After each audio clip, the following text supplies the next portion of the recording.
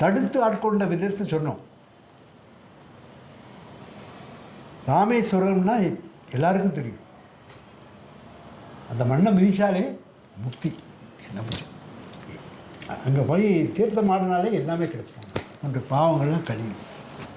அப்படிப்பட்ட மண்ணில் பிறந்த குழந்தைகள் அங்கே அந்த ராமநாத சுவாமிக்கு சேவை பண்ணுகின்ற ஆச்சாரியன்மார், ஞானிகள்.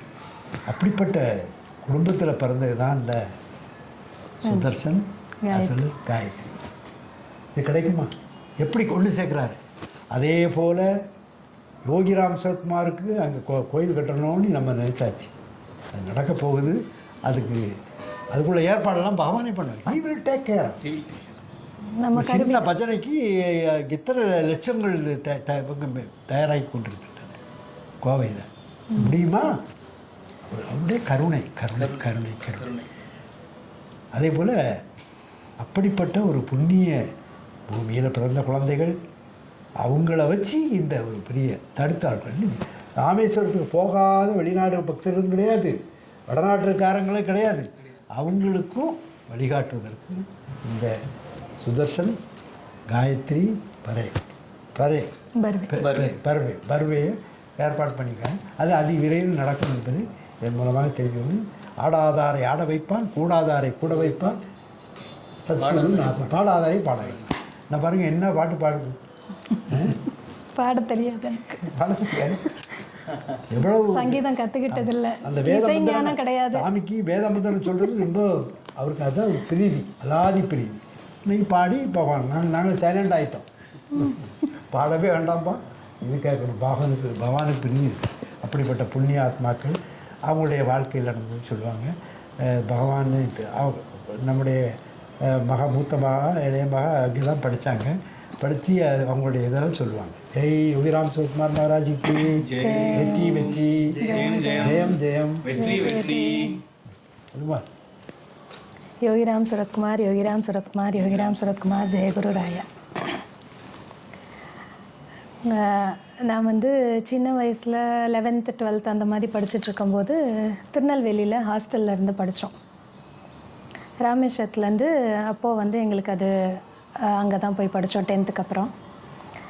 அங்கே சுஜி, ரஜிதா அப்படின்னு 2 பேர் எங்கள் கூட ஹாஸ்டல் மேட்டாக இருந்தாங்க. அப்போ அவங்க சொல்லுவாங்க, அவங்க அப்பா லாயர் அப்படின்னு சொல்லுவாங்க. ஆனால் லாயர் தொழிலை விட்டுட்டாங்க, சுவாமிக்கு மடம் கட்டுறாங்க, இப்படியெல்லாம் அவங்க சின்ன சின்னதாக அந்த இதுங்களை சொல்லும்போது எங்களுக்கு எந்த இதுவுமே அப்போல்லாம் கேட்கும்போது ஏதோ கதை கேட்குறோம், யாரோட கதையோ சொல்லிகிட்ருக்காங்க, அப்படி தான் நாங்கள் கேட்டுட்ருந்தோம். எனக்கு அப்போல்லாம் அது அவங்க சொல்கிற யார் எந்த சுவாமிக்கு கோயில் கட்டுறாங்க, எந்த சுவாமிக்கு அந்த சுவாமி இருக்காங்களா, போய் பார்க்க முடியுமா, அந்த எண்ணமெல்லாம் எனக்கு அப்போ வரல. வெறும்னா அவங்க அப்பா லாயர், அவங்க இப்போ அந்த தொழில் பண்ணுறதில்ல, அவங்க இது பண்ணுறாங்க, சுவாமிக்கு ஒரு மடம் கட்டிகிட்ருக்காங்க, காணி மடம் அப்படின்லாம் பேர் சொல்லுவாங்க. 5 கிராமம் அப்படி சொல்லுவாங்க, காணி மடம் சொல்லுவாங்க. எனக்கு அது கேட்டதோடு சரி. அதுக்கப்புறம் 12th முடித்து என்னோடய காலேஜ் முடித்து மேரேஜ் ஆகிட்டு நான் வெளிநாடு போயிருந்தேன் கொஞ்சம் வருஷம். திரும்பி அப்போ அவங்களோட கனெக்ஷன் இப்போல்லாம் சோஷியல் மீடியா இருக்கனால ஃபேஸ்புக், அப்போயும் கனெக்டாக தேடி அவங்களோட ப்ரொஃபைல்னு கண்டுபிடிச்சி கனெக்ட் ஆகிட்டோம். கான்டாக்டில் இருக்காங்க, ஆனால் சுவாமியை பற்றி பேசினது கிடையாது. அப்போது சத்சங்கம் குரூப்லேருந்து ஒரு ஃப்ரெண்டு அனுப்புகிறாங்க, ஒரு மாதேவிக்கியோட ஒரு 2 வருஷம் முன்னாடி மாதேவிக்கியோட உங்களோட நாமாவோட குவாலிட்டி நல்லா இருக்கணும்னா நீங்கள் குவான்டிட்டியை இன்க்ரீஸ் பண்ணணும் அப்படின்ற ஒரு ஷார்ட் கிளிப்பிங். அது எவ்வளோ பெரிய உண்மை. நம்ம நாமா சொல்லிக்கிட்டே இருக்க அப்போல்லாம் நாமா சொல்லணும்னா எனக்கு அது பெரிய மலைப்பாக இருக்கும். எவ்வளோ நாமா ஒரு 108ன்னு சொன்னாலே எப்படா அந்த கவுண்டர்லையோ இதுலேயோ 108 முடியுமா, முடித்தோடனே நான் முடிச்சிட்டேன் அப்படின்னு அந்த கணக்கு காமிக்க தான் தோணுமே தவிர, சுவாமி இன்றைக்கி நான் சொன்ன கணக்கை காமிச்சிட்டேன் அப்படின்ற மாதிரி தான் தோணும். அப்போ இவங்க யார் அப்படின்னு அவங்க பேசின அந்த துவனி, அந்த வார்த்தை, அந்த சப்தம், அவங்களோட வாய்ஸ் கேட்கும்போது ஏதோ ஒரு அட்ராக்ஷன் என்னை அறியாமல், அதுக்காக இவங்க யார் அப்படின்னு நான் தேடுறதுக்கு இவங்க யாருன்னு பார்க்குறேன். பார்த்தா யோகிராம் சரத்குமார் அப்படின்ற ஒரு சுவாமி, அவங்களோட தீவிர பக்தை, அவங்க கூடயே இருந்திருக்காங்க, பயணிச்சிருக்காங்க, அவங்களுக்கு சேவை செஞ்சுருக்காங்க. இதெல்லாம் தெரியும் போது, இந்த சுவாமியா, இதுதான் நம்மளோட ஹாஸ்டலில் நம்ம கூட படிச்சுட்டு இருந்தாலே சுஜி, அவ கூட தாத்தா, அவ கூட சுவாமி, இது அவங்க அப்போ குருன்ற வார்த்தையை கூட எனக்கு வந்து ஒரு குருவை பிடிச்சிக்கணுன்ற எண்ணம் கூட எனக்கு இல்லை. இப்போ இந்த நாமா கேட்கும்போது அவங்கள பார்க்க விட்டு எனக்கு தோணுது. அப்போ சுஜிக்கு வந்து அப்போ நான் வந்து கொஞ்சம் கொஞ்சமாக சுவாமியை பற்றி எக்ஸ்பீரியன்ஸஸ்ஸு யார் யார் சொல்லியிருக்கா அப்படின்னு தேடிக்கிட்டே வர்றேன். அப்போ இது வந்து ஒரு ஜூலை மாதம் நடக்குது, ஒரு 2 வருஷம் முன்னாடி. ஒரு அக்டோபர் மாதம் வரும்போது எங்கள் மாமியார் வந்துட்டு ஊருக்கு போகிறாங்க ட்ரெயினில் வந்து. இதுக்கு இடையில எனக்கு சுவாமிஜி வந்து கனவுல வர்றாங்க, யோகிஜி கனவுல வந்து 2-3 தடவை அப்படி கனவுல வர்றாங்க. ஒரு தடவை கான்வர்சேஷன் நடக்கும், ஒரு சில நேரம் கான்வர்சேஷன் இல்லாமல் இருந்தது. அப்படி பாதுகை வந்து ஏதோ ஒரு மலை மேலே நிற்கிறாங்க சுவாமி, தண்ணிகள் போகுது, ஆட்கள் இருக்காங்க, இப்படி கனவு வருது.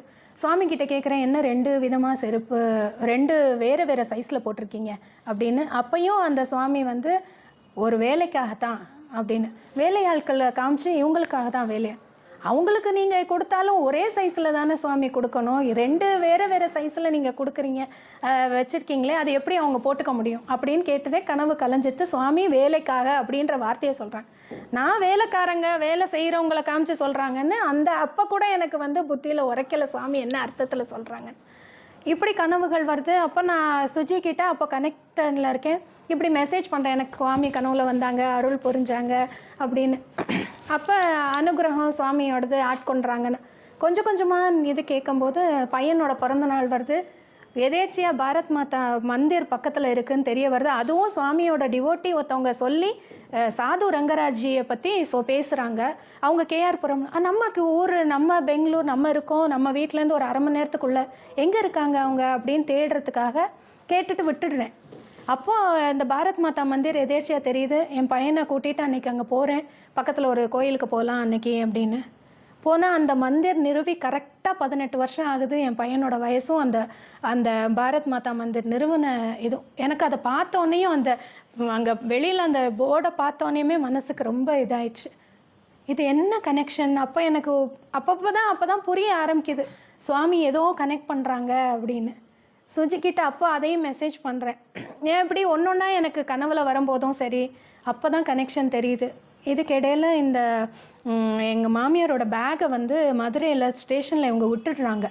எப்போவுமே இவங்களுக்கு ஒரு பழக்கம், எத்தனை தடவைனாலும் ஒரு ட்ரிபிள் செக் பண்ணாமல் ஒரு விஷயத்தை இடத்துலேருந்து நவுற மாட்டாங்க. அப்படி இருந்தவர் பேக்கை விட்டுட்டேன்னு எனக்கு ஃபோன் பண்ணுறார். சரி பேகு தானே, ஒரு 4 புடவை இருக்கும், விட்டுடுங்க, யாராவது எடுத்துப்பாங்க, யாருக்காவது அது தேவை இருக்குது போல இருக்குது அப்படின்னு. இவர் சொல்கிறாரு, இல்லை என் கடமை, நான் அது காணோன்ற பேக்கை வந்து காணோன்றது கம்ப்ளைண்ட் பண்ணுறேன். ரயில்வேல கம்ப்ளைண்ட் பண்ணால் உடனே நடக்கும்ன்றது நடக்கவே நடக்காது. அப்படி ரெஸ்பான்ஸ் எல்லாம் உடனே வரவே வராது. நாகர்கோயிலேருந்து கால் வந்துருச்சு, இவங்க மதுரையிலேருந்து ராமேஸ்வரம் போய் சேர்கிறதுக்குள்ளே நாகர்கோயிலேருந்து கால் வருது. போலீஸ் ஃபோன் பண்ணுறாங்க, நான் ரயில்வே போலீஸ், உங்களோட பேக் நீங்கள் கம்ப்ளைண்ட் பண்ணியிருந்தீங்க. அவங்க ஆன்லைனில் இப்போ வசதி இருக்கிறதுனால டெக்னாலஜியில் போய் இறங்கியெல்லாம் கம்ப்ளைண்ட் பண்ணல, மாட்டுத்தாவணி வரைக்கும் போயிட்டு அவங்க பார்க்குறாங்க, இந்த மாதிரி மதுரையில் பேகை காணோம் அப்படின்னு நான் கம்ப்ளைண்ட் பண்ணிடுறேன், எதுக்கும் நம்ம செய்கிற கடமையை செஞ்சுருவோம், வருது வராதது அது கடவுள் கொடுக்கட்டும் அப்படின்னு விட்டுட்டு போயிட்டாங்க. ராமேஸ்வரத்துக்கு போகிறாங்க, ஃபோன் வருது, போலீஸ் ஃபோன் பண்ணுறாங்க, இந்த மாதிரி உங்கள் பேக் எங்கள் கிட்டே இருக்குது, நீங்கள் சொன்ன பர்த்தில் நாங்கள் எடுத்து வச்சுருக்கோம், அதில் ஏதாவது விலை உயர்ந்த இது இருக்கானோன்னு. இல்லைன்னொன்னே உங்கள் மீட்டிங்கில் இருந்தனால என்னட்ட பேச சொல்லிவிட்டு விட்டுட்டாங்க. நான் ஃபோன் பண்ணுறேன், எனக்கு நாகர்கோயில்னோடனே மறுபடியும் எனக்கு சுஜி தான் ஞாபகம் வந்தா. அப்போ மனசில் நினைக்கிறேன், அவள் லண்டனில் இருக்கா, இந்த ஒரு பேகுக்காக அவளை நான் டிஸ்டர்ப் பண்ணுறதா. 2 நாள் மனசுக்குள்ளே போராட்டம். 1.5 நாளாக நான் அவளுக்கு இதை பேசுகிறதா, யாராவது போய் அதை வாங்க முடியுமான்னு கேட்கலாமா வேணாமா, அவளுக்கு தம்பி இருக்காங்கன்னு தெரியும், அவங்க யாராவது அங்கே இருக்காங்களான்னு எனக்கு தெரியாது, எனக்கு அவ்வளோ கனெக்ஷனாகவும் கிடையாது பர்சனலாக. ஆனால் நான் யோசிச்சுக்கிட்டே இருக்கேன். அடுத்த நாள் இப்படியே நான் காணிமடத்தோட பூஜைகள் இதுகள்லாம் அப்போ தான் அவங்க டெலிகாஸ்ட் பண்ண ஆரம்பித்த நேரம் போல் எனக்கு நான் அப்போ பார்க்குறேன், சுஜி சாமியோட பாதுகையை அபிஷேகம் பண்ணிக்கிட்டு இருக்க காட்சியை நான் பார்க்குறேன். என் மனசில் மனக்குழப்பம் ஒரு நாளாக இருக்குது. அவளை கூப்பிடுவோமா வேணாமா, இந்த ஒரு பேகை கொண்டு வாங்கிட்டு வர சொல்லுவோமா வேணாமா அப்படின்னு ஒரு யோசனை ஓடிக்கிட்டே இருக்குது. நான் அவளை லண்டனில் இருக்கிறவ அவளை போய் டிஸ்டர்ப் பண்ணுமான்னு நினைக்கிறேன். எனக்கு தெரியாத அவள் ஊருக்கு வந்தது. நாகர்கோயிலில் காணி மடத்தில் யோகிஜியோட பாதுகைக்கு அபிஷேகம் பண்ணுற காட்சியை நான் பார்க்குறேன். அவள் கையால் சுவாமி பாதுகையை தலையில் வச்சு அவள் பிரதட்சணம் பண்ணுறத பார்க்குறேன். எனக்கு புல்லரிச்சிருச்சு. இப்படி ஒரு சுவாமி இப்படியும் கனெக்ட் பண்ணுவாரா, இப்படியும் ஒரு லீலை பண்ணுவாரா அப்படின்னு. அப்புறம் அவளுக்கு மெசேஜ் பண்ணுறேன், இந்த மாதிரி யாராவது உனக்கு தெரிஞ்சவங்க அங்கே போய் வாங்க முடியுமான்னு. சரி அப்படின்ட்டாங்க. அதுவும் போனால் அங்கே போலீஸ்க்கு ஃபோன் பண்ணி போலீஸ் அவங்க போய் வாங்க போகும்போது போலீஸ் கேட்குறாங்க, இதில் வேலையுறந்த எதுவுமே இல்லை அப்படி. ஆனால் அந்த மனசில் நினைக்கிறேன், அப்படி அந்த பேகு கிடச்சா எனக்கு எவ்வளோ சைஸ் பேகுன்னு கூட தெரியாது. ஏன்னா இவங்க அவங்க தம்பி வீட்டிலேருந்து அங்கே கிளம்பி போயிருக்காங்க. எந்த பேகு காணாமல் போச்சு அப்படின்னு கூட எனக்கு தெரியாது. அவங்க வாங்கி கொண்டாந்து ஃபோட்டோ அனுப்பிச்சிட்டு இதுவான்னு கேட்கும்போது தான் அது பெரிய ஒரு ஏர் பேகுன்னு. நான் மனசில் ஏதோ சின்ன ஒரு மஞ்சள் பை, ஒரு இந்த பை, எக்ஸ்ட்ரா பை ஒன்று வச்சுருப்பாங்க, ஒரு டவலு அவசரத்துக்கு ட்ரெஸ்ஸு நினைஞ்சிச்சுன்னா மாற்றிக்கிறதுக்கோ துடைக்கிறதுக்கு ஒரு துண்டோ எங்கள் மாமியார் வச்சுருப்பாங்க, அந்த பையன்னு நினச்சிட்டேன். போனால் போதும் யாராவது எடுத்துருப்பாங்க அப்படி தான் நினச்சேன். பார்த்தா அவங்களோட ஃபுல் பேக்கே அதுதான். அவங்க ட்ராவல் பேக்கே ஃபுல்லாக விட்டுருக்காங்க. இவங்க எப்போவும் அப்படி விட்டதே கிடையாது. இவங்க 20 வருஷமாக நாங்கள் இவர் கூட இருக்கோம். ஒரு நாள் நான் அப்படி விட்டு பார்த்ததே கிடையாது. கதவுக்கு பூட்டணும்னா கூட 2 தடவை போயிட்டு வந்து மறுபடியும் செக் பண்ணிட்டு போகிற ஆள். அப்படி இருக்கும்போது எப்படி இவங்க விட்டாங்க? எனக்கு ஆச்சரியமாக போச்சு. அந்த பேக்கை பார்த்தோன்னே அந்த சைஸ் இந்த பெரிய பேக்கை விட்டாங்க. மனசுக்குள்ளே நினைக்கிறேன், அந்த பேக்கில் அப்படி இருந்தால் கூட யாருக்காவது அதுலேருந்து 2 புடவை யாருக்காவது போய் சேர்ந்துடணும் அதுலேருந்து. இது முடிஞ்சிருச்சு.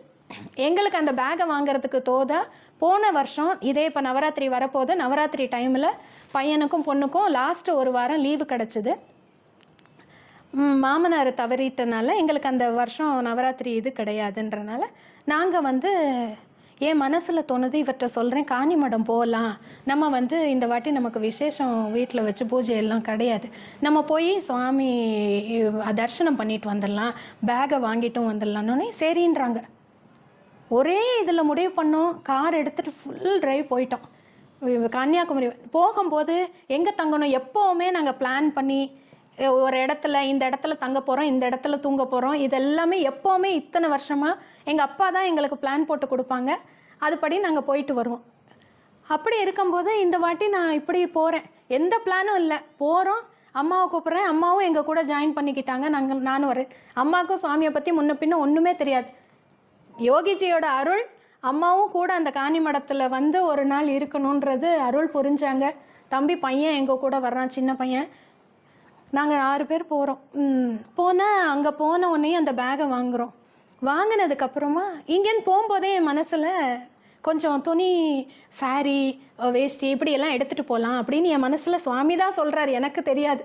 சுவாமி அருள் புரிகிறாரு. நாங்கள் போகிறோம். போன உடனேயும் அங்கே போனால் எல்லாருக்கும் கொடுத்து முடிக்கும்போது அங்கே ஒருத்தவங்க ராஜகோபால் அப்படின்னு அங்கே ஒரு டிவோட்டி இருக்காங்க. சுவாமி எப்போவுமே அந்த காணிமட இதில் பார்ப்போம். கடைசி அவங்க யார் வீட்டில் ஆள் இருக்காங்க இல்லை எதுவுமே எனக்கு தெரியாது, யாரை பற்றியுமே தெரியாது. போகிறேன். நாங்கள் வண்டி பேக் பண்ணும்போது அவங்க ஒய்ஃப் இருந்தாங்கன்னா அவங்களுக்கு கொடுக்கணும் அப்படின்னு ஒரு தோணல் வருது. அப்படி அவங்கள்ட்ட கேட்குறோம். ஆமாம், எனக்கு ஒரு இருக்காங்க அப்படின்னு, அவங்க கல்யாணம் ஆனவங்க அப்படின்றது எனக்கு அப்போ தெரிய வந்தது. கடைசி நான் கொண்டு போன பேக்கில் உள்ள இதெல்லாம் கொடுத்து முடிச்சிட்டேன். யோகிஜி, நீ ஒரு மனசில் நினச்ச அதுலேருந்து 2 புடவையை எடுத்து கொடுக்கணும் அப்படின்னு அந்த 2 புடவையை கரெக்டாக எனக்கு எடுத்து அந்த பேக்லேருந்து எங்கள் மாமியாரோட பேக்லேருந்து 2 புடவையை எடுத்து கொடுக்க வச்சாங்க சுவாமி. அது பெரிய எனக்கு ஆச்சரியமாக போயிடுச்சு. கிளம்புற நேரம் நாங்கள் கிளம்பிட்டோம். நான் அதை விட்டுட்டேன். நான் வந்தோம், நம்ம வாங்கிட்டு வந்தாச்சு கொடுத்தாச்சு அப்படின்னு நான் விட்டுட்டேன். ஆனால் சுவாமி அந்த பேக்கில் ஒரு புது புடவை 2 இருக்குது, சுவாமி எடுத்து கொடுக்க வச்சாங்க. எப்படி எனக்கு அது நடந்ததுன்னே தெரியல. இதெல்லாம் சுவாமியோட அருள். சுஜியோட நிஜமாக சின்ன சின்ன விஷயத்தில் அப்புறம்தான் சுவாமியை பற்றி அப்படி ஒரு நாமா சொல்ல மனசுக்குள்ளே கணக்கில்லாமல் நாமா சொல்ல, வேலை பார்க்கும்போது ஒரு விஷயம் செய்யும் போது இப்படி ஒரு விஷயம், ஒரு டீ பண்ணால் கூட யோகிஜி நினச்சி அந்த டீ குடிக்கிற அப்படியெல்லாம் பண்ணும்போதெல்லாம் எண்ணம் வர ஆரம்பிச்சிச்சு. அப்படி ஆட்கொண்டுட்டார். இப்போ சுவாமி கனவுல அப்படியே ஒரு பூரிப்பு. சுவாமி உடம்பு எல்லாரும் டிவி பார்த்துட்டு இருக்காங்க. அப்புறம் ஒரு ஹால்குள்ளே சுவாமி எந்திரிச்சு போகிறாங்க. போன உடனே அந்த ரூமில் போய் சுவாமி படுத்துட்டாங்க. கொஞ்ச நேரம் கழித்து சுவாமியை காணுமே அப்படின்னு நான் தேடுறேன். போகிறேன், மாதேவகி அவங்கள எழுப்பி ஒரு பக்கம் கைப்பிடிச்சி தூக்கி வச்சுட்டு இருக்க மாதிரி கனவு. இன்னொரு பக்கம் நான் போய் கை பிடிக்கிறேன், சுவாமியை தூக்குறேன். இதெல்லாம் நிஜமாவே சுவாமி இருந்தால் எனக்கு நடக்குமான்னு எனக்கு தெரியல. நான் இதை அனுபவிச்சிருக்கேனா, ஏற்கனவே நடந்த மாதிரியும் சுவாமி என் கூடயே இருந்த மாதிரியும், நான் எப்பயோ ஏதோ ஜென்மத்தில் சாமி கூட சேவை பண்ண மாதிரி தொடர்பு அப்படின்றது எனக்கு புரிய வருது. அந்த விஷயத்த ஹோசூருக்கு போகிறேன். ஹோசூருக்கு போனோடனேயும் பட்டர்ஃப்ளை பறக்குது. சுவாமி யோகிராம் சரத்குமார், யோகிராம் சரத்குமார், யோகிராம் சரத்குமார், ஜெயகுரு ராய். எத்தனாவது மாடி? இது 11வது மாடி. 11வது மாடியில் சாமி வராது, பட்டர்ஃப்ளை போச்சு. அப்போ அந்த சுவாமி வந்து அந்த கனவு முடிஞ்சிச்சு. ஒரு கனவும் வந்தது எல்லாமே நிறைவேறுது. ஆனால் எப்போ காலகட்டத்தில் நிறைவேறுது, எந்த சூழலில் நிறைவேறுதுன்னு எனக்கு தெரியலை. ஆனால் என்னால் இப்போ கனெக்ட் பண்ண முடியுது. காரணம் வந்து சுவாமி எனக்குள்ளேயே இருந்து ஒரு விஷயத்தையும் வழி நடத்துகிறாரு. சுவாமி கூடவே இருக்காங்க. நான் சாப்பிடும்போது, தூங்கும்போது, தூக்கத்தில் கூட, ஆழ் மனசில் கூட அந்த சுவாமி இருக்காங்க. நாம சொல்லிக்கிட்டே எந்திருப்பேன் சமயத்தில் அந்த சுவாமியோட நாம நான் பாடிக்கிட்டே இருந்த மாதிரி இருக்கும். தூங்கின மாதிரியே இருக்காது எனக்கு. அப்படியே எந்திரிச்சிருவேன், சுவாமி என் கூடயே இருக்காங்க அப்படின்ற மாதிரி தான் இருக்கும். அப்படி தான் அந்த கனவுல வந்தேன். ஹோசூரில் அந்த மாதிரி போன போது ஒருத்தவங்க வீட்டில் போய் தங்கியிருந்தோம். அடுத்த நாள் சுவாமி தபஸ்வி பொன்காமராஜ் ஐயா ஒரு சேரில் உட்காந்துருக்காங்க. எந்திரிக்க முடியல அவங்களுக்கு. அந்த இதில் அவன் என் பையன் ஒரு பக்கமும் நான் ஒரு பக்கமும் கையை தூக்குறேன். எனக்கு அப்படியே என் கனவுல யோகிஜிக்கு நான் ஒரு கை பிடிச்சி தூக்கி அவங்கள நிப்பாட்டின அந்த கனவு நினைவு வந்த உடனே எனக்கு அப்படியே யோகிஜி வந்து ஒரு காலகட்டத்திலையும் யார்கிட்டையும் நான் இதை சொன்னதே கிடையாது. ஆனால் ஒரு விஷயத்தையும் நான் அனுபவிக்கும் போது என்றைக்கோ ஒரு நாள் கூட வீட்டுக்காரங்க இருப்பாங்க, அப்படியே நான் அதை வந்து சொல்லுவேன். ஒரு சில நேரத்தில் மனசுலேயே நினச்சிப்பேன். ஹோசூர்லேருந்து வர்றேன், வந்துக்கிட்டே இருக்கேன். எப்போவுமே பெரிய பெரிய போஸ்டர், சம்டைம்ஸு அட்வர்டைஸ்மெண்ட் போயின்னு இருக்கும். என் மனசுக்குள்ளேயே சடனாக விசிறி சங்கரையா என்கிட்ட கேட்குற மாதிரியும், இது கற்பனையாக நடக்குது. நான் காரில் வந்துட்டுருக்கும் போது சிக்னல், ஹோப் ஃபார்ம் சிக்னல் தாண்டி வந்துட்டுருக்கோம். விசிறி சங்கரையா கேட்குறாங்க, நீ சுவாமி கிட்ட என்ன வேண்டுற, என்ன? எனக்கு எந்த பிரார்த்தனையுமே இல்லை, எனக்கு எந்த குறையுமே இல்லை அப்படின்னு மனசில் வந்து நினச்சிட்டு இப்படி பார்க்குறேன். Golden era has come, stay tuned for more அப்படின்னு பெருசாக எழுதியிருந்தது. பெரிய போர்டு. எப்போவுமே ஒரு பில்டர் யாராவது அட்வர்டைஸ்மெண்ட் போட்டால் அவங்களோட பெருசாக இருக்கும், இந்த வாசகங்கள் சின்னதாக இருக்கும். ஃபஸ்ட் டைம் அப்படி மனசில் நினச்சி இவர்கிட்ட வண்டி ஓட்டிக்கிட்டே இருக்காங்க. திருப்பி அந்த போர்டை ஏன்னா கிராஸ் பண்ணி போயிட்டோம். வண்டி ஓட்டிக்கிட்டே இருக்கும்போது golden எரா has begin, stay tune for more அப்படின்றாங்க. எனக்கு பெருசாக ஆச்சரியம். நான் இன்னும் விசிறி சங்கர் ஐயாட்ட கூட இதை சொன்னது கிடையாது, என் மனசில் இருக்கிறது. ஆனால் இதை நான் அவங்க கிட்ட சொன்னேன். அடுத்த போர்டு அதே மாதிரி சின்னதில் நான் நினைக்கிறேன், நான் பார்த்துட்டேன். அதை எக்ஸ்ப்ரெஸ் பண்ணுறதுக்கு இப்போ இவர்கிட்ட அந்த போர்டை கடந்து போயாச்சு, நான் இவர்கிட்ட அதை எப்படி காமிப்பேன் அப்படிங்கிறேன். யோகிஜி அதுக்கும் அவ்வளோ பெருசாக நான் பார்த்ததை இந்த சைஸெல்லாம் திருப்பி காமிக்கிறாங்க. அதுக்கப்புறமா ஒரு வாரத்துலேயே நான் அதே ரூட்டில் போயிட்டு ரிட்டர்ன் வரும்போது அந்த போர்டு இல்லை. நான் கற்பனை பண்ணலை. சுவாமி எனக்கு வார்த்தையா, வாக்கியமா, பாடல் வரிகளா, மனசில் எண்ணங்களா, இல்லை எல்லாமே, அதாவது வாக்கு, மனசு, செயல் மூணுமே அவர் தான் செய்கிறாரு அப்படின்ற நம்பிக்கை எனக்கு ரொம்ப ஆள் மனசில் உள்ளோந்து வந்தது. அது அந்த இதெல்லாம் பார்க்கும்போது, அனுபவிக்கும் போது, பார்க்கும்போதுன்றதை விட நான் அனுபவிக்கிறத அது பண்ணும்போது எனக்கு பெரிய விஷயமா இருந்தது. 25 வருஷம் கழிச்சு சுவாமி திருப்பி நமக்கானவர், எல்லாருக்குமானவர் சுவாமி. எல்லாருக்கும் நம்ம நினைக்கிறோமோ இல்லையோ அவர் ஒருத்தருக்கும் அவங்கவுங்க வாழ்க்கைக்கு என்ன தேவையோ, என்ன விஷயம் தேவையோ அதை கொடுத்துட்ருக்காங்க அப்படின்றதே எனக்கு உணர முடிஞ்சுது. அந்த வரிகள்லாம், பாடல் வரிகள், இப்போ சுவாமியோட பாடல்களெல்லாம் அப்போ சுவாமி இருக்கும்போது அவர் முன்னாடி பாடினவங்க என்னென்ன அர்த்தத்தில் பாடியிருப்பாங்க, எப்படியெல்லாம் அனுபவிச்சிருக்காங்க அப்படின்னு. பெருமாள் ராஜு காலங்காலமாக பாடிட்டு இருக்காரு. 40 வருஷமாக அவங்க எப்படி அந்த நாமத்தை சொல்லிக்கிட்டே இருக்காங்க, விடாது சொல்லிகிட்டு இருக்காங்க. அப்போ பெருமாள் ராஜுவோட அவங்களோட வார்த்தைகளில் ஒரு துதியாரம் புக்கிலேருந்து ஒரு பாட்டு படித்தாங்க அவங்க. அதை கேட்குறதுக்கு உண்டான பாக்கியம் கிடச்சிது. அதில் பெருமாள் திருப்பதியில் போய் அவங்க பார்த்து நேனூதா அப்படின்னு, சுவாமி நான் தான் அப்படின்னு அவங்க சொன்ன அந்த வார்த்தை, இப்போ எங்கே பெருமாளை பார்த்தாலும் எனக்கு அந்த நேனூதா வார்த்தை மட்டும்தான் வருது. பெருமாளை வேறு எதுவுமே தெரியல. நான் எல்லாமுமா இருக்கேன், எல்லா இடத்துலையும் நிறைஞ்சிருக்கேன் அப்படின்ற வார்த்தையை யாரை வேணாலும் நீ பாரு, அங்கே சுவாமி நீ எந்த குருவா மனசில் நினைக்கிறியோ அந்த நேரத்தில் அந்த குருவா அந்த உருவத்தில் அவங்க தான் அங்கே இருக்காங்க அப்படின்றது எனக்கு உணர முடியுது. காணிமடத்தில் நீங்கள் என்ன ஃபீல் பண்ணுறீங்க? போனோம் ஆத்மா அது இன்னும் இடத்துக்கு நாங்கள் போயிருந்த போது, நான் போன வருஷம் சாத்துர்மாச இது மாதிரி நியமாக ஒரு துளசி ராமாயண் புஸ்தகம் வாசிக்கிறதா வச்சுருந்தேன். டெய்லி 10 தோஹா வாசிப்பேன். இடையில ஒரு சில நாட்கள் விட்டு போகும், மறுபடியும் நான் வாசிப்பேன். அப்படியே வாசிட்டு வரும்போது இந்த பேகு வாங்க போன டைமும் என்னோடய துளசி ராமாயணோட கடைசி 10 தோகாவும் வாசிக்கிறது நான் பிளான் பண்ணலை.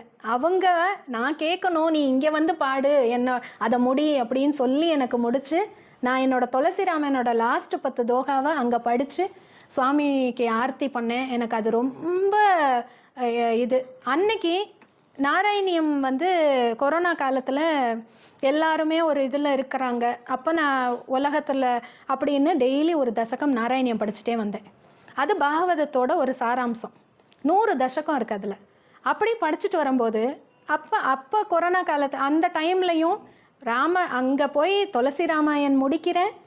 ராமச்சரித்தத்தை தசகத்தை அந்த தசகத்தை பர்டிகுலராக ராமரோட அவதாரத்தை படிக்கிற தசகத்தை சுவாமி எனக்கு ஒரு நாள் படிச்சுட்டு வரும்போது நான் பிளான் பண்ணலை இன்றைக்கி இந்த தேதியில் இது படிக்கணும்னு.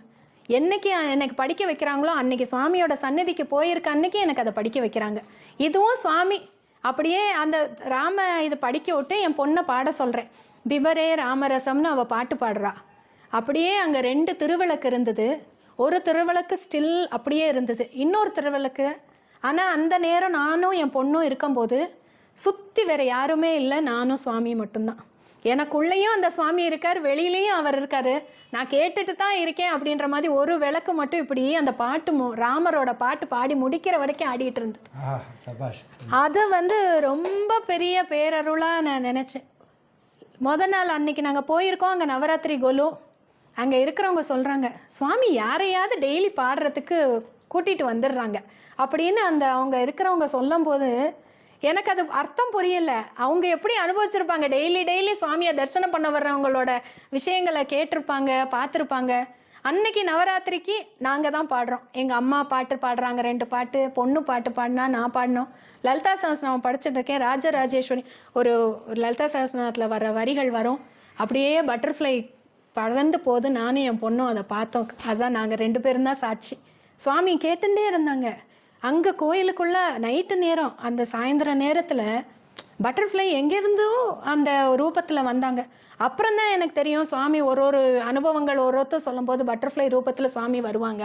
சுவாமி இப்படி எக்கச்சக்க அப்படியே தினமுமே இப்போ ஒரு அனுபவமாக தான் இருக்குது. முந்தி நான் மிராக்கிள் நடக்கணும்னு வேண்டிக்கிட்டு இப்படி நடக்கணும் அப்படி நடக்கணும்னு நான் எந்த ப்ரேயரும் பண்ணுறதே கிடையாது. ஆனால் இப்போல்லாம் சுவாமியை அனுபவிக்கணும், அவங்களோட வாக்காக தான் நான் இருக்கணும், அவங்களோட செயலாக தான் நான் இருக்கணும், அவங்களோட எண்ணமும் அவங்களோடதாக தான் இருக்கணும்னு மட்டும்தான் பிரார்த்தனை பண்ணிக்கிறேன். இது 3 தான் என்னோடய பிரார்த்தனை. அந்த பிரார்த்தனைக்கு சுவாமி ஒன்றா நடத்தி வச்சுட்டே இருக்காங்க. என் பையனோட மெடிக்கல் சீட்டு அவன் நீட் எழுதி முடித்த போது எக்ஸாம் எழுதிட்டான். ஆனால் எக்கச்சக்க பேர் எழுதியிருக்காங்க, லட்சக்கணக்கான மக்கள் எழுதியிருக்காங்க. இதெல்லாம் அவனுக்கு ஒரு சீட்டெல்லாம் கிடைக்குமா அப்படின்ற ஒரு கொஷன் இருந்தது. ஆனால் எனக்கு ரொம்ப திடமான நம்பிக்கை. என் ஃபஸ்ட்லேருந்தே அவனோட பிரார்த்தனை எனக்கு பிரார்த்தனையாக எப்படி வச்சேன்னா, அவனுக்கு எந்த காலேஜில் அவன் சேரணும்னு நீங்கள் நினைக்கிறீங்களோ அந்த காலேஜ் சேர்கிறதுக்கு உண்டான மார்க்கும் அவனுக்கு அந்த ரேங்க்கும் கிடைச்சா போதும் சுவாமி. டாப்பராக எனக்கு சின்ன வயசுலேருந்தே கம்பேர் பண்ண பிடிக்காது. ஃபஸ்ட்டு வரணும் செகண்ட் வரணுன்ற எண்ணம் சின்ன வயசுலேருந்தே கிடையாது. ஆனால் மனசில் இவ்வளோ மட்டும்தான் என் பிரார்த்தனை. அதை சுவாமி ஃபஸ்ட் ரவுண்டில் ஒரு காலேஜ் கொடுக்குறாங்க, கட் ஆஃப் பார்க்குறோம், இவன் கட் ஆஃப்க்கு ஓட முடியுது. செகண்ட் ரவுண்டு வருது, இவன் கட் ஆஃபுக்கு ஒரு ரேங்க்குக்கு முன்னே இவன் இருக்கான். லாஸ்ட் பட் 1 அப்படி தான் இவனோட ரேங்க் வந்தது. சுவாமி எப்படி அருள் புரிஞ்சு உள்ளே தள்ளியிருக்காரு அந்த சீட்டு கிடைக்க அப்படின்றது. அந்த கட் ஆஃபை பார்க்க எத்தனை லட்சம் பேர் ஒரு அந்த காலேஜுக்காக கேட்கும்போது ஃபஸ்ட்டு மாண்டியாவில் அலாட் பண்ணுறாங்க. நாங்கள் எங்கள் பிளான் பேசி வச்சுருந்தது செகண்ட் ரவுண்ட் வரைக்கும் போவோம், மேலே உள்ள 7 காலேஜ், அதுக்கு மேலே 7 காலேஜ் போட்டிருக்கோம். நம்பர் 7 ரொம்ப விசேஷம் சுவாமிக்கு அப்படின்னு சொல்லி விசிறி சங்கரையா சொல்லிக்கிட்டே இருப்பாங்க. 7வது காலேஜாக நான் போட்டிருக்க காலேஜ் தான் கிடைச்சது என் பையனுக்கு. இது சுவாமியோட பேரருள். எனக்கு அது இவங்கள்ட்டெல்லாம் நான் சொன்னதில்லை. ஒரு சின்ன சின்ன அனுபவத்தை நான் மனசில் நான் நினச்சிட்டேன். அந்த காலேஜ் போடும்போதே இவங்க ரப்புறாங்க, நான் ஆர்டர் சொல்லலை. அப்பாவும் பையனுமா தான் சேர்ந்து அந்த ஆர்டரை அரேஞ்ச் பண்ணுறாங்க. என் மனசில் சுவாமி இந்த காலேஜ் தான் கொடுக்க போகிறாரு அப்படின்னு. ஆனால் எப்படி நடக்கும்ன்றது பேர் ஆச்சரியமாக தான் இருக்கும். ஏன்னா அத்தனை லட்சம் பேர் இருக்காங்க, வருஷம் எழுதுகிறவங்க கூடிகிட்டே போகும்போது எனக்கு அது ரொம்ப ஆச்சரியமாக இருந்தது. அதை நடத்தி கொடுத்த போது எப்படி ஒரு கோரியோகிராஃபி, ஒரு லைஃப்பில் ஒருத்தரையும் எப்படியெல்லாம் டிசைன் பண்ணி யார் எங்கே வரணும், எங்கே இருக்கணும், யார் கடவுளோட வேலைக்கு எப்பெல்லாம் அசைன் பண்ணுறாங்கன்ற அந்த நான் இப்போ அவங்க டைரக்டர், நம்ம ஆடியன்ஸாக தேட்டரில் எப்படி பார்க்குறோமோ அப்படி நான் ஸ்க்ரீனில் சுவாமியை முன்னையும் தெரியாது பின்னையும் தெரியாது சுவாமி அப்படியே பார்த்துக்கிட்டு இருக்கேன். சுவாமியோட லீலைகளை அப்படியே நான் ஒரு சாட்சியாக விட்னஸாக நான் பார்த்துட்ருக்கேன். நான் சுவாமி நடத்துகிறாங்க அப்படின்றது, கேரக்டர் வருது போகுது, யார் யார் வர்றா யார் யார் போகிறா லைஃப்பில் தெரியல. ஆனால் சுவாமி அந்த கேரக்டரை அப்படியே நடத்தி சீனாக சுவாமி நடத்துகிறத நான் அனுபவிச்சுட்ருக்கேன். அப்படி தான் பார்க்குறேன் என் பையனோட லைஃப்பில். பொண்ணோட ஸ்கூல் போய் சேர்க்குறோம், ஒரே நாளில் 2 ஸ்கூல் போகிறோம் 11th அவளை சேர்க்குறதுக்கு. அப்பையும் பட்டர்ஃப்ளை ரூபத்தில் மெயின் ரோட்டில், அந்த ரோடு லாரியும் ட்ரக்கும் போயிட்டுருக்கு, மரங்கள் இல்லை, வாசலில் நிற்கிறோம். அப்படியே ஒரு பட்டர்ஃப்ளை வருது, எங்கள் 2 பேரையும் வட்டம் போடுது. அந்த ஸ்கூல் பேர் போர்டுக்கு போகுது கரெக்டாக. அப்படியே ஒரு வார்த்தையை அக்ஷரமாக நம்ம இருந்து விரல் வச்ச மாதிரி அந்த பட்டர்ஃப்ளை அப்படி பறந்து அது போர்டு முடிஞ்சோடனே பறந்து போயிடுச்சு. எங்கள் 2 பேரையும் வட்டம். நான் சொல்லிட்டேன், இதுதான் உன்னோட ஸ்கூல், இதுதான் அட்மிஷன், நம்ம இதுக்கு மேலே யோசிக்க வேண்டாம், இந்த ஸ்கூலா அந்த ஸ்கூலா இந்த குழப்பமே வேண்டாம் அப்படின்னு முடிவு பண்ணிட்டோம். சுவாமி தான் அருள் புரிகிறார், இங்கே தான் என் பொண்ணு படிக்கணும், இங்கே தான் என் பையன் படிக்கணும்னு. இப்போ அவங்க என் பொண்ணு என் பையன் நான் சொல்ல கூட முடியாது, அவரோட குழந்தைகள், அவங்க எல்லாரையுமே அப்படி தான் சுவாமி நினைக்கிறாரு நடத்துகிறாருன்றது. நம்ம வேணா சின்ன அற்பத்தனமாக என்னோடது என் லைஃபு எங்கள் அப்பா எங்கள் அம்மான்னு ரொம்ப வட்டத்தை குறுக்கிக்கிறோம். ஆனால் சுவாமி எல்லாரையும் தனித்தனியாக அருள் புரிஞ்சிட்டே இருக்காங்கன்றது உணர முடியுது. யோகிராம் சுரத்குமார், யோகிராம் சுரத்குமார், யோகிராம் சுரத்குமார், ஜெயகுருராயா. அந்த பாதுகை கனவுல 2 பாதுகை கேட்டோம். சுவாமி போன வாட்டி நவம்பர் 4ஆம் தேதி வீட்டுக்கு வந்தாங்க. 3ஆம் தேதி கால் பண்ணி நான் வரவாமா அப்படின்னு கேட்குறாங்க. வாங்க சுவாமி, நாளைக்கு சனிக்கிழமை அவங்க வீட்டில் இருப்பாங்க, இன்றைக்கி ஆஃபீஸ் போயிருப்பாங்க அப்படின்னு. சுவாமி வர்றாங்க. அடுத்த நாள் வந்த உன்னையும் சுவாமி கையில் 2 பாதுகை இருக்குது. ஒரு பகவதி அம்மன் பாதுகை இத்தினூண்டு, அப்புறம் சுவாமியோட பாதுகை ரொம்ப பெரிய பாதுகை. என் கனவில் 2 பேர் அப்படின்னு நான் கேட்டது, வேறு வேறு சைஸில் இருக்கேன் அப்படின்னு. உலக விஷயத்தை நடத்துறதுக்கு அப்படின்ற அந்த வேலை, ஒரு வேலைக்காக அப்படின்றது அப்போ தான் எனக்கு புரிஞ்சுது. சிவன் சக்தி அப்படின்னு தேவி அப்படி இருக்கும்போது நம்ம ஒருத்தரை பிரித்து நம்ம வழிபடவே முடியாது. 2 பேரோட இயக்கமும் இந்த உலகத்துக்கு தேவை அப்படின்றத அந்த கனவுல சுவாமி காமிச்ச அந்த பாதுகையை நான் என் வீட்டுக்கு சுவாமி வைக்கிறாங்க, அர்ச்சனை பண்ணுறாங்க. அப்போ தான் நான் உணரவே செய்கிறேன். அர்ச்சனை பண்ணும்போது நான் நினச்ச அந்த கனவுல வந்த சின்ன பாதுகை பெரிய அது எனக்கு பெரிய கனவு பலித்தது குருநாதா, மனமும் குளிர்ந்தது குருநாதான்னு பாட்டு வரும். அதே மாதிரி தான் அன்றைக்கி நடந்தது. அந்த பாட்டை சுவாமி முன்னாடி நான் பாடினேன் அன்றைக்கி. அந்த அருளை பேரருள் எனக்கு இப்படி வருவாங்களா, இப்படி நம்ம சுவாமியை தேடி போகிறோம். அப்போ தான் தெரிஞ்சது, தேடி வந்த தெய்வம் இவங்க. அவங்க நம்ம வீடு தேடி வர்றாங்க, நம்ம மனசுக்குள்ளே ஆல்ரெடி இருக்காங்க. நம்ம அதை இத்தனை நாள் உணராமல் இருந்தோம். இப்போ அந்த திரையை விலக்கி திரையின் பின் நிற்கின்றாய் கண்ணான்னு பாட்டு பாடுவாங்கல்ல, அது மாதிரி மறையோரல் ஞானிகள் மட்டுமே காண்பார் அப்படின்னா அந்த நிலைமைக்கு நம்ம பாத்திரத்தை உயர்த்திக்கணும். உயர்த்தினா நம்மளாலையும் அந்த சுவாமியை உணர முடியுன்றது அன்னைக்கு உணர்ந்தேன். யோகிராம் சரத்குமார், யோகிராம் சரத்குமார், யோகிராம் சரத்குமார், ஜெய்.